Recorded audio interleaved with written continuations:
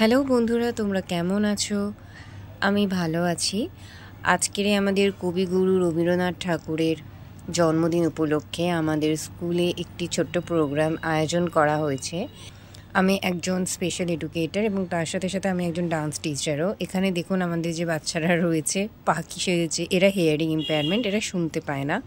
এবং কিছু কিছু বাচ্চাও রয়েছে এরাও শুনতে পায় না। এবং এই যে বাচ্চারা রয়েছে আপনারা দেখছেন, এরা হচ্ছে বুদ্ধির দিক দিয়ে কম। এরকম আমাদের স্কুলে অনেক বাচ্চাই রয়েছে, যেহেতু এটা স্পেশাল স্কুল, তো সেই কারণে হচ্ছে আমরা এই সমস্ত বাচ্চাদের ট্রেনিং দিয়ে থাকি কিভাবে পড়াশোনা করতে হয়, কিভাবে সমাজের সাথে মিশতে হয়, এবং তার সাথে সাথে আমরা কো কারিকুলাম অ্যাক্টিভিটিসগুলো করাই। তার একটাই কারণ হচ্ছে এদেরকেও তো শিখতে হবে, আমাদের সমাজের সাথে চলতে হবে। এই যে বাচ্চাটি দেখছেন, এই বাচ্চাটি ছিল সিপি বাচ্চা।